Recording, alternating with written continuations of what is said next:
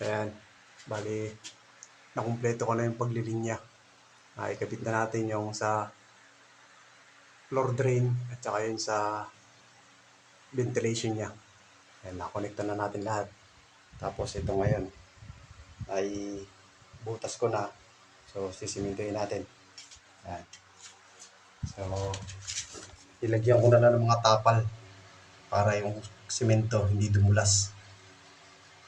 Hindi kasi malalagyan ng ano sa ilalim forma. Kaya naisip ko lagyan na lang ng mga tapal-tapal para hindi siya gumalaw. Tsaka yung simento kumapit. So, sisimintuhin na natin. Tara.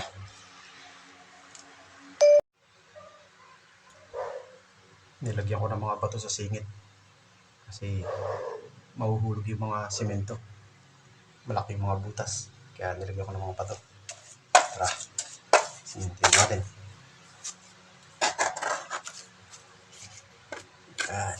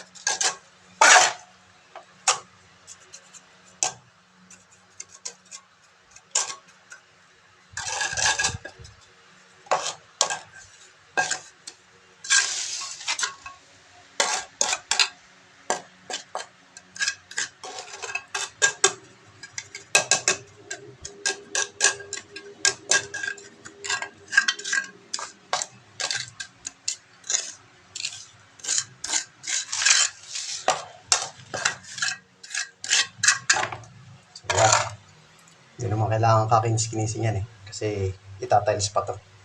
Ayan. Mga para lang mapix yung tubo natin. So, okay na yan. Ayan. Basta walang butas. Okay na yan. So, tapos na tayo. Tapos na natin yung paglilinya ng sanitary line. Ayan. Tapos, nalinyahan na rin natin ang water line. Ang water line ba tawag yan? Sa tubig. So, pwede na yung itaas na CR gamitin. Ayan. So, may bago tayong project. Sunod nating project ay lababo. Gagawa tayo ng pansamantalang lababo. Ayan. Ito. Gagawa lang tayo ng pinaka-stand niya.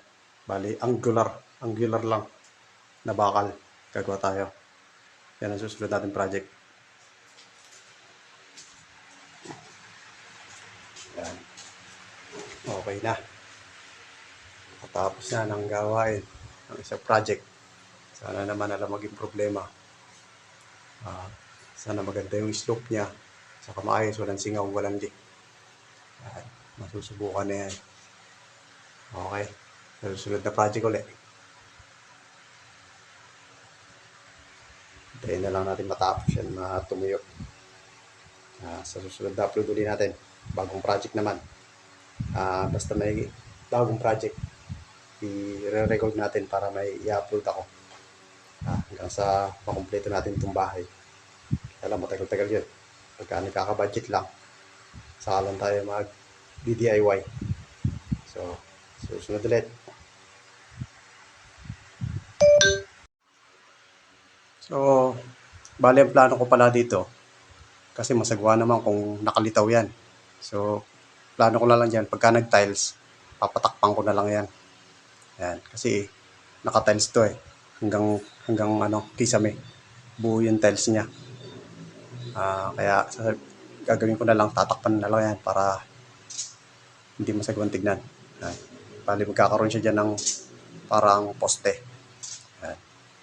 Tapos siguro doon, gagawa ko na lang ng paraan kasi masyadong malaki yun eh. Hindi ko alam kung tatamaan ng kisame. Lilitaw at lilitaw ito eh. Ito matatakpan to sa kisame. Kaso ito lilitaw. Kaya pag-iisipan ko na lang paano magagawa ng paraan para matakpan yan. Oo. Pero matagal pa yun. Hindi pa natin kailangan unahin yung pagta-tiles. Marami pang kailangan unahin. So, ganun lang ang magiging plano ko dyan. Tatakpan ko na lang ng tiles yan. Sa susunod na upload na lang ulit.